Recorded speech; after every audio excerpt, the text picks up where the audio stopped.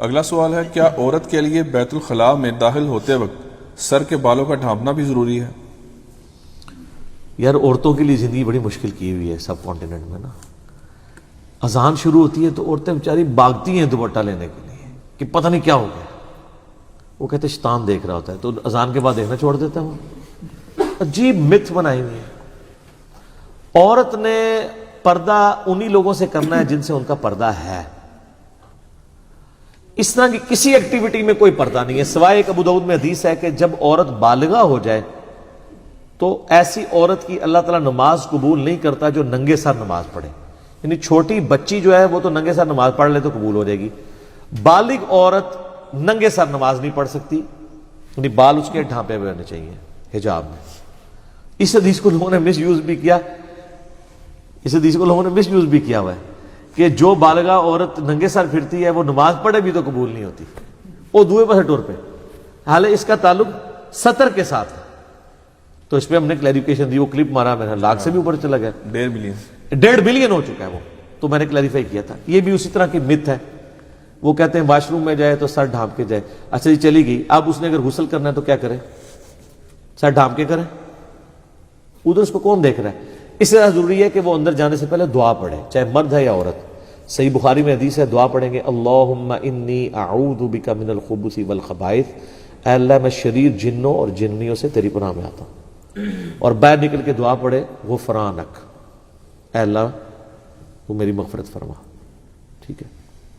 ظاہر ایک تکلیف سے آپ گزرے ہیں نا، یہ واش روم کی تکلیف آپ کو یہ یاد دلاتی ہے کہ اگر آپ کا پیشاب بند ہو جائے یا آپ پیشاب نہ نکال سکیں تو کس تکلیف سے گزر رہے ہیں. تو یہ ایک چھوٹی سی دنیا کی تکلیف ہے، آخرت کی عذاب تو بہت بڑا ہے. تو اس لیے غفرانک ہم کہتے ہیں، اللہم اجرنی من النار، آمین. تو یہ باتیں بالکل غلط ہے. اسی طریقے سے مشہور ہے کہ اذان شروع ہو جائے تو آپ واش روم نہیں جا سکتے. جناب اذان سننا یا کسی ایک اذان کو سننا اور اس کا جواب دینا سنت ہے، باقی اذانوں کا تو ویسے ہی ضروری نہیں. اور پیشاب کرنا تو فرض ہے کیونکہ جان بچانا فرض ہے. اذان شروع ہے، آدھی ہے، ہوئی ہے، نہیں ہوئی ہے، سب سے پہلی پرائرٹی آپ کی پیشاب ہے. حتیٰ کہ صحیح مسلم میں حدیث ہے کہ اگر کسی کو سخت پیشاب آیا ہو تو اس کی نماز ہی نہیں ہوتی، تو وہ نماز اس کی ہوگی نہیں، وہ جماعت بھی چھوڑ دے گا، پہلے اس سے فارغ ہوگا. بلکہ صحیح مسلم میں یاد ہے کہ حدیث ہے کہ عبداللہ بن عمر بیٹھے تھے تو اقامت شروع ہوگی، ان کے سامنے کھانا لا کے رکھا تھا. تو انہوں نے کہا نبی علیہ السلام تو میں حکم دیا جب کھانا سامنے آ جائے پہلے کھانا کھانا ہے، نماز بعد میں پڑھنی ہے. لیکن یہ نہیں ہے کہ آپ کو پتہ ہے کہ جی جماعت 7:30 ہے تو آگے 7:05 تک کھانا تو ہی سامنے رکھ لو. یہ بھی نہیں ہونا چاہیے تھا. یہ حادثاتی دور پہ ہے. ورنہ اپنی لائف کو آپ نے باقی معاملات میں تو پلان کیا ہوتا ہے نا، تو یہاں پہ بھی آپ نے پلان کرنا ہے کہ جی آپ جو ہے وہ اپنے ٹائمنگ کو ایسا سیٹ کریں کہ آپ کی جماعت ضائع نہ ہو. اللہ کو پروٹوکول دیں، اپنے معاملات کو نمازوں کے اعتبار سے جو ہے وہ سیٹل کریں. تو وہ عورت جو ہے وہ بغیر دوپٹے کے بھی جا سکتی ہے، بغیر دوپٹے کے وضو بھی کر سکتی ہے، بغیر دوپٹے کے قرآن بھی پڑھ سکتی ہے، بغیر دوپٹے کے اذکار بھی کر سکتی ہے. دوپٹے کا تعلق سوائے نماز کے کسی اور چیز کے ساتھ نہیں ہے، الا یہ کہ پردے والا معاملہ ہو، کہ وہاں پہ کوئی یعنی ایسا نہ ہو جہاں سے آپ نے پردہ کرنا ہو. تو ان سے آپ نے پردہ، جو جنات آپ کو نظر ہی نہیں آ رہے ان سے آپ پردہ کریں نہ کریں برابر ہے. کیا کریں گے؟ ان سے پردہ وہی ہے جو آپ دعا مانگ لیتے ہیں، اللہم انی اعوذ بک من الخبث والخبائث. پرانے زمانے میں اصل میں یہ ہوتا تھا کہ عورتیں ابھی بھی گاؤں ایریا میں باہر یعنی کھیتوں میں جا کے باہر جگہوں پہ ان کے ٹوائلٹس بنے ہوتے تھے. یعنی پیشاب کرنے کے لیے تو گھر میں ارینجمنٹ ہوتا تھا، لیکن جو ہے وہ پخانے کے لیے ٹوائلٹ جانا پڑتا تھا باہر. ظاہر اس کی اسمیل ہوتی ہے نا. پیشاب کا کیا ہے، وہ تو آپ نے پانی بہایا تو نکل گیا. اٹیچ بات اس زمانے میں بھی غسل خانے گھر میں ہوتے تھے نا، وہ غسل خانے ہوتے تھے صرف پیشاب تک کے لیے یا غسل کرنے کے لیے. لیکن اگر کسی نے بڑا پیشاب کرنا ہے تو وہ باہر جانا پڑتا تھا کیونکہ اسمیل ہوتی تھی، پھر وہ مٹی میں وہ سارا کچھ کرتے تھے. تو اس وقت پھر عورتیں ظاہر پردے میں گھر سے نکلتی تھی، تو وہ ایسا تو نہیں کر سکتی تھی. آج کل تو اتنی آسانی ہے، اٹیچ باتھ روم ہے اور ان ایشوز سے، ان تکلیف سے گزرنا نہیں پڑتا لوگوں کو. پہلے ان تکلیفوں سے گزرنا پڑتا تھا. آج کل تو غسل کرنا بھی آسان ہے. واش روم والا معاملہ، پہلے تو واش روم جانا ہے ایک تکلیف دہ عمر ہوتا تھا. آپ امیجن کریں نا، اٹیچ بات آپ سے لے لیا جائے. اس چیز کا احساس ہمیں ہوا ہے جناب پشاور جا کے. پشاور اگر 10 مسجد ہیں نا تو کسی ایک میں بھی آپ کو بڑی مشکل سے ٹوائلٹ ملے گا. وہاں بندہ گھومتا ہی رہتا ہے، پتہ نہیں اس کا کیا کلچر ہے. لوگ مطلب ان کے ساتھ کیا معاملہ ہے کہ وہ اس طرح کا کوئی معاملہ نہیں, اور جو ٹائلٹ بھرے بھی ہیں وہ بھی اوپن ہی ہے, یعنی کوئی پردے والا نہیں ہے, بس آپ ایک کونے میں جس طرح یہاں پہ لوگ ہوتے ہیں. تو عجیب معاملات ہیں وہاں پہ, بڑی تکلیف ہوتی ہے اس حوالے سے. کے پی کے اندر میں نے دیکھا ہے, باقی پنجاب میں تو آپ چھوٹے سے چھوٹے گاؤں میں چلے جائیں تو بہترین جناب واش روم ٹائلٹس بنے ہوئے, اور ہونے بھی چاہیے, گھروں کے بھی اور مسجد کے بھی. صفائی کے اہتمام کے لیے چیزیں ضروری ہیں. صفائی نصف ایمان ہے, صحیح مسلم میں حدیث ہے 534 نمبر. تو یہ فزیکلی نظر بھی آنی چاہیے, یہ صرف صحیح مسلم میں لکھی نہ رہ جائے, نظر آئے کہ صفائی نصف ایمان ہے. ٹھیک ہو گیا. ایک اور اس میں کلیریفیکیشن کر دیں, اکثر لوگ روایتیں پیش کرتے ہیں کہ جو عورت سر نہیں ڈھانپتی اس کے گھر میں فرشتے نہیں آتے. یہ کدھر لکھا ہوا یہ روایت؟ نہیں, وہ چل تو رہی ہے نا. ایک جب روایت چل رہی ہے تو چلی ہوئی تو ہمارا نہیں, ہم تو کتابوں کی بات کر رہے ہیں. چلنے کا تو اللہ کے فضل سے اتنا کچھ چل رہا ہے کہ وہ ختم نہیں ہوتا. ورلڈ انسائکلوپیڈیا لکھا جا سکتا ہے. اب کوئی چیز چل رہی ہو نا تو اس کو فوراً اس کی آپ بیٹری نکال سکتے ہیں, یہ کہہ کے کہ کتنے لکھے ہے, تو اسی ٹائم بیٹری نکلے گی. ویڈیو ریکارڈنگ میں آ جائے گی نا بارش. ہاں چلے, ویڈیو ریکارڈنگ میں تو بے شمار باتیں اور بھی آ جاتی ہیں. ٹھیک ہو. اگلا سوال ہے, ایک عورت نے بالوں کا علاج کروایا ہے جس کی وجہ سے 3 دن تک وہ پانی کو چھو نہیں سکتی. ایسی صورتحال میں وہ عورت وضو اور غسل کی جگہ صرف تیمم کر سکتی ہے؟ سر 3 دن تو بہت تھوڑے ہیں, 30 سال تک بھی وہ کر سکتی ہے اگر اس کی بیماری بڑھنے کا اندیشہ ہو پانی کو چھونے سے, اور یہ اس کے تجربے میں چیز آئی ہو, یا کوئی پرہیزگار ڈاکٹر بتا دے. یہ نہیں ہے کہ ایک عام ڈاکٹر ہے وہ کہ تیمم شروع کر دیں, آپ وضو چھوڑ دیں, جس نے خود بھی نماز نہیں پڑھی اس کو کیا ہے.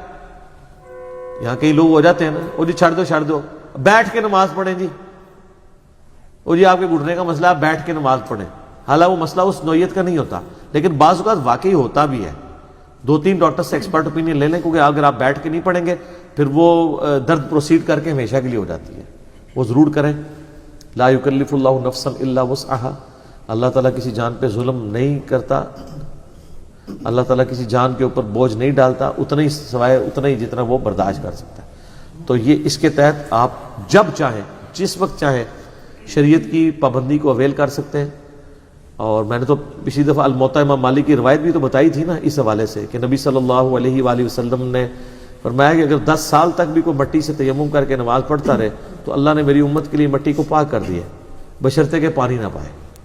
پانی پائے گا تو پھر نہیں. پانی پانے سے مراد یہ ہے کہ پانی فزیکلی پائے, یا فزیکلی تو پا سکتا ہے لیکن اس کو استعمال میں لانے میں بیماری کے بڑھنے کا اندیشہ ہے, تو وہ بھی پانی پہ قدرت نہیں پائے ہوئے تو وہ بھی تیمم کر سکتا ہے. سورۃ المائدہ میں تیمم کا طریقہ ہے کہ دونوں ہاتھ پہلے مٹی پہ مار کے چہرے کا مسح کریں گے, اس کے بعد دونوں ہاتھوں کا کریں گے کونی سمیت.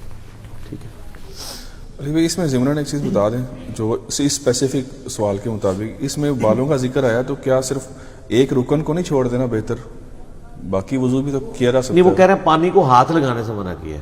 اچھا, ہاں ہو سکتا ہے بعض اوقات ہاتھ کو پانی لگنے سے کوئی ریئیکشن ہو جاتا ہو, تو اگر صرف بالوں کے لیے منع کیا ہوا ہے تو باقی جسم کو کر لے, اور سر والا جو مسا ہے وہ اشارے سے کر لے. ٹھیک ہے, پھر تو آپ یہ کر سکتے ہیں, اور پھر آپ تیمم نہیں کریں گے. جب کسی ایک رکن کا ایشو ہونا یا کسی خاص جگہ کا جیسے زخم ہوا ہے اور پٹی باندھی ہوئی ہے, پھر آپ تیمم نہیں کرنا, صرف اس ایریے کو آپ نے پانی سے نہیں دھونا. آپ ایک ہاتھ سے وضو کر لیں, اگر آپ کی بائیں ہاتھ کی انگلی ہے یا دائیں کی زخمی ہے تو اسی سے وضو کر لیں, اور وہاں پہ بس ایسے اوپر ہلکا سا ہاتھ پھیر دیں, باقی کو آپ سارا دھوئیں. یہ نہیں کہ آپ تیمم پہ شفٹ کر دیں گے. تیمم پہ آپ اس وقت شفٹ کریں گے جب ان جگہوں کے اوپر پانی لگانے سے آپ کی بیماری بڑھنے کا اندیشہ ہو, پانی کو ہاتھ لگانے سے بیماری بڑھنے کا اندیشہ. اور بعض اوقات یہ ہوتا ہے کہ آپ وضو تو کر سکتے ہیں لیکن آپ غسل نہیں کر سکتے پانی سے, سر پہ پانی ڈالنے سے آپ کی بیماری بڑھنے کا اندیشہ ہے. تو اس میں بھی پھر یہ ہے کہ آپ باقی جسم پہ اگر ڈال سکتے ہیں تو باقی جسم پہ نہا لیں, سر پہ مسح کر لیں, لیکن پورے جسم پہ نہیں نہا سکتے, پھر آپ غسل کریں گے ہی نہیں, پھر آپ تیمم کریں گے. علی بھائی, اگلا سوال ہے, ایک عورت کا انتقال ہو گیا ہے اور اس نے بہت سارا سامان جہیز کی فارم میں چھوڑا ہے, ان چیزوں اور دیگر استعمال کی چیزوں کا کیا کریں؟